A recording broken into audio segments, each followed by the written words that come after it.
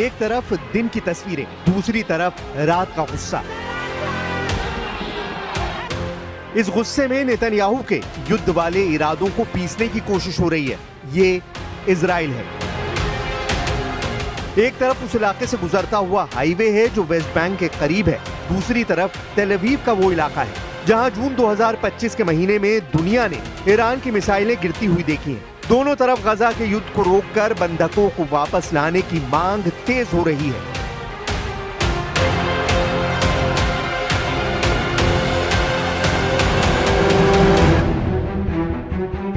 Netanyahu ऐसे भंवर में फंसते हुए नजर आ रहे हैं जिसमें उन्हें ऐसी लहरों ने घेरा हुआ है जिससे पार पाना अब नेतन्याहू के लिए मुश्किल होता जा रहा है। इसमें नेतन्याहू के गजा प्लान को लेकर हमास का खतरा भी है, इसमें बंधकों की रिहाई को लेकर जनता का गुस्सा भी है और इसमें ईरान से बढ़ रहा तनाव भी है जो युद्ध विराम के बाद और तेज होता जा रहा है।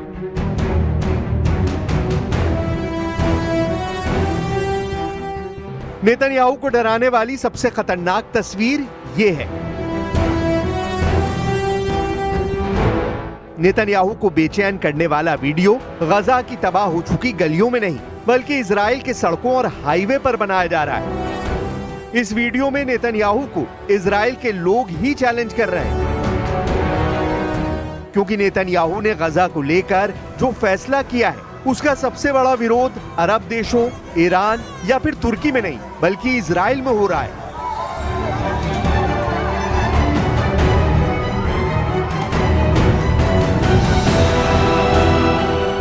लोग हाईवे और सड़कों पर बैठकर रास्ता रोक रहे हैं ताकि इस प्रदर्शन की आवाज नेतन्याहू के कानों तक पहुंचे। I'm here today because this is our last chance to stop the insanity, stop the war, stop the government from sacrificing our hostages, sacrificing many more soldiers, sacrificing basically us and the Palestinian people for its own political gain. I'm here because you have to stand for life and you have to do whatever you can to stop it.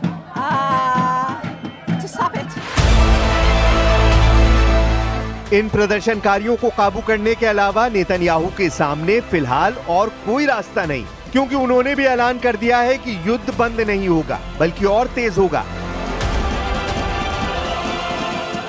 Netanyahu ने साफ कर दिया है कि 7 अक्टूबर 2023 वाला हमला 2025 में फिर हो सकता है और ऐसा तब होगा अगर इस वक्त युद्ध बंद कर दिया गया। यानी नेतन्याहू साफ साफ कह रहे हैं कि अगर अभी गजा पर बमबारी बंद कर दी तो हमास फिर ताकतवर बनेगा और 7 अक्टूबर वाला हमला दोबारा करेगा। אנחנו עומדים על כך לא רק שהחמאס יפורק מנשקו, אנחנו עומדים על כך גם שישראל תאכוף את פירוז הרצועה לאורך זמן על ידי פעולה רצופה נגד כל ניסיון של התחמשות והתארגנות של כל גורם טרור שהוא.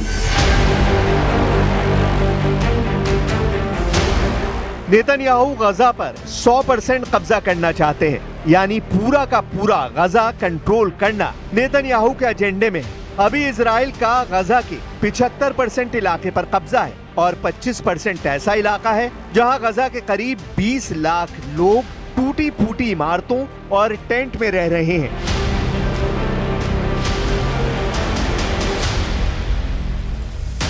सेना को पूरी तरह गाजा में झोंककर नेतन्याहू क्या करना चाहते हैं, उनका क्या इरादा है, इसी डर को लेकर पूरे इजराइल में विरोध हो रहा है। लोगों का कहना है कि नेतन्याहू का गजा प्लान बचे हुए बंधकों की मौत की वजह बन जाएगा। गाजा में मौजूद इजरायली बंधकों में से एक का वीडियो इस वक्त वायरल हो रहा है।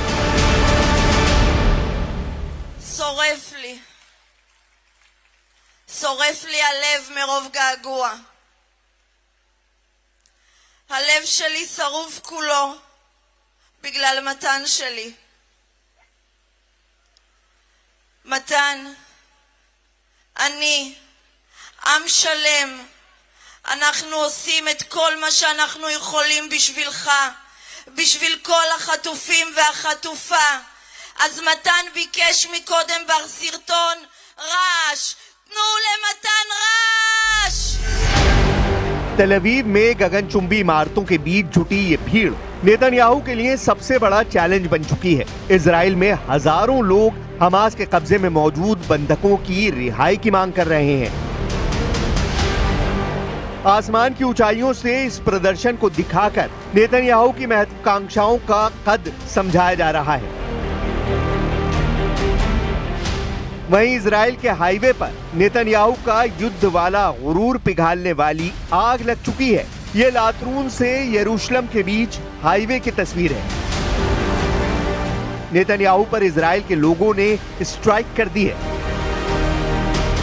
इजराइल के लोगों ने बैनर और पोस्टर लेकर हाईवे बंद कर दिया है, क्योंकि इनकी मांग है बंधकों की आजादी, हमास से डील और 22 महीनों से चले आ रहे इस युद्ध का अंत।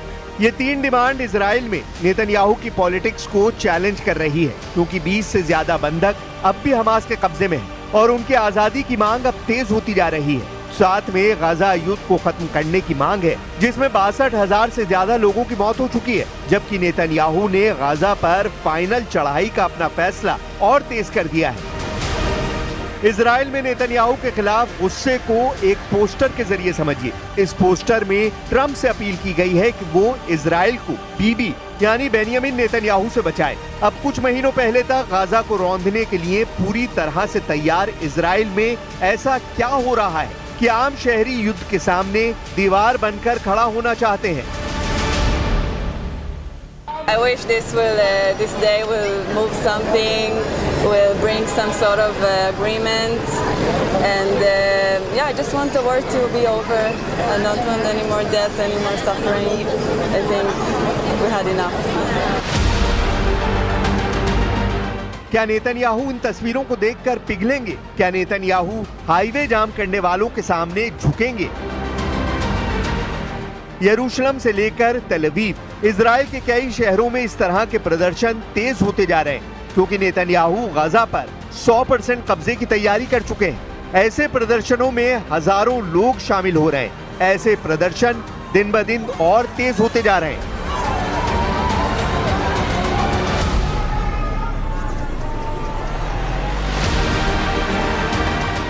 नेतन्याहू के गुस्से को लेकर एक बड़ी खबर यमन से भी है। यमन पर इजराइल ने बहुत बड़ा हमला किया है। यमन की राजधानी सना में इजराइल की नौसेना ने मिसाइल से अटैक किया और एक बड़ा पावर प्लांट उड़ा डाला।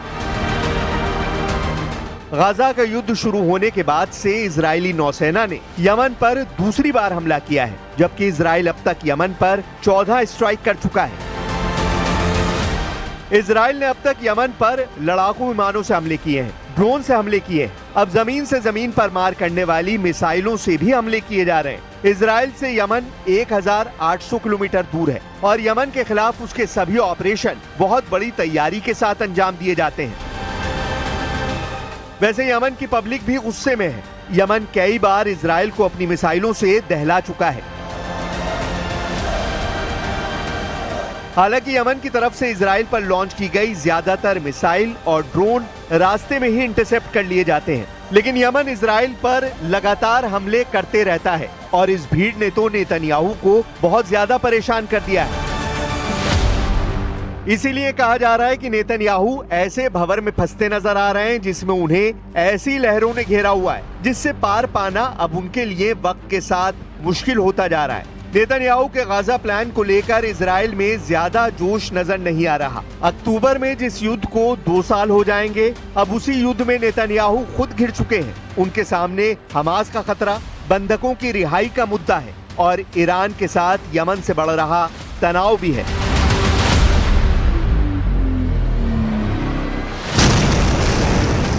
वैसे गाजा प्लान को एक्टिवेट करके नेतन्याहू ने एक तरह से नया मोर्चा खोल दिया है, जिसमें इजराइल के लोग ही उनके खिलाफ खड़े हो चुके हैं।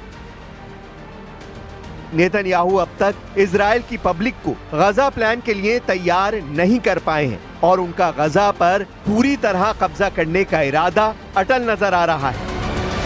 Will Israel take control of all of Gaza? We intend to.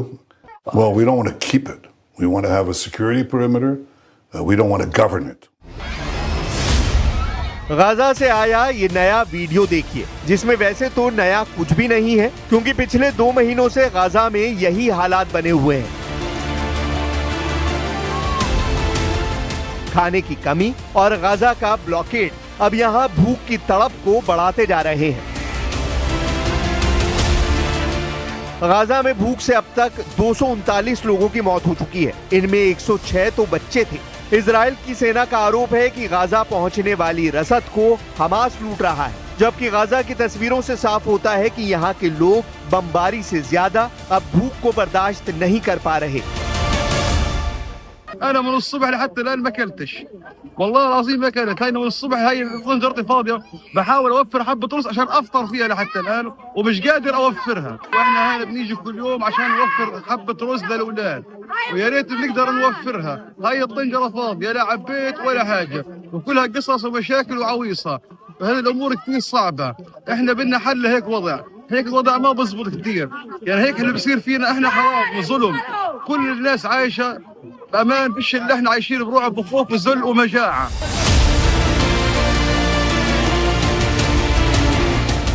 अगस्त का महीना न सिर्फ गाजा और पश्चिम एशिया के लिए बल्कि पूरे इजराइल के लिए भी घातक माना जा रहा है। खासकर नेतन्याहू की जिद को अब इजराइल में ही चैलेंज मिलने लगा है। उन पर अपने राजनीतिक करियर को चमकाने के लिए इजरायली बंधकों की जान खतरे में डालने का आरोप लग रहा है, जबकि अब उनके सामने इजराइल के जनरल जमीर भी बारूद से लैस खड़े हुए नजर आ रहे हैं। बेशक वो नेतन्याहू के ऑर्डर को पूरा करें, लेकिन उन्होंने फैसले का विरोध दिखाकर बता दिया है कि इजराइल उबलते हुए ज्वालामुखी के मुहाने पर बैठा हुआ है।